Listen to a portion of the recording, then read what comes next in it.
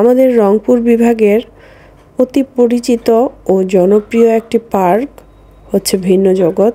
যে পার্কের একটি ভিডিও আমি এর আগে আপলোড করেছিলাম, আর আজকে আমি দ্বিতীয় একটি পর্ব নিয়ে চলে আসলাম আবারও।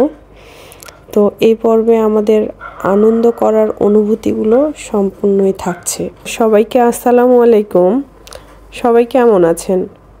দোয়া করি আল্লাহ সবাইকে অনেক অনেক ভালো রাখুক। আর আলহামদুলিল্লাহ আমরাও ভালো আছি। আমরা এখানে এসে গরম গরম রান্না করে খাবো, আর সেজন্য সব ধরনের প্রিপারেশন নিয়ে চলে এসেছি। আর যিনি রান্না করতেছেন ওনার রান্না তো মানে বলে বোঝানোর মতো না, এত চমৎকার হয়, এত অল্প সময়ে এত সুন্দর করে রান্না করে।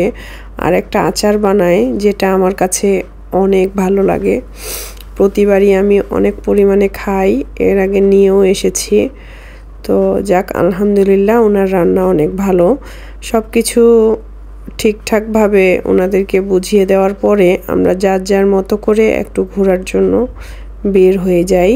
আমরা আসলে অনেকবার এই পার্কে এসেছি, যার কারণে সম্পূর্ণটা ঘুরি নাই। যে পাশে ছায়াযুক্ত সে পাশে যাব বলে এই পাশটাতে চলে আসি। আর এই আমব্রেলা ব্রিজটা, এটার নাম অবশ্য আমিই দিয়েছি। তো এটা অনেকগুলো রিলস এর আগে আমি দিয়েছি, যেটা আমার কাছে অনেক ভালো লেগেছে। তো আবারও রেখে দিলাম। এই পাশ দিয়ে ওই পারে যাওয়ার পরে আমি এক অন্যরকম ভালো লাগা অনুভব করলাম। আমাদের গ্রামীণ জীবনের অনেক ঐতিহ্য এখানে কৃত্রিম হলেও তৈরি করে রেখেছে, যেগুলো দেখে ছোটবেলার সেই স্মৃতিগুলো মনে পড়লো। যেগুলো আমি দেখেছি ছোটবেলায়, এখন সেগুলো নেই। এক যুগ বা দু যুগেরও বেশি হয়ে গেল এই জিনিসগুলো চলে গেছে। তো হঠাৎ সেই জিনিসগুলো দেখে এতটা ভালো লাগবে বুঝি নাই।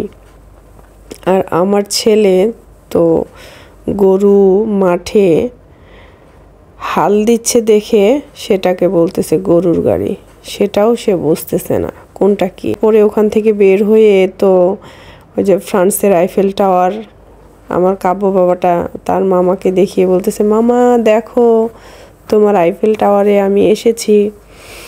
তো এরপরে যে কৃত্রিম ঝর্ণায়, মানে যে দৃশ্যগুলো আমার কাছে বেশ ভালো লেগেছে সেগুলো অল্প অল্প করে আমি রেখেছি।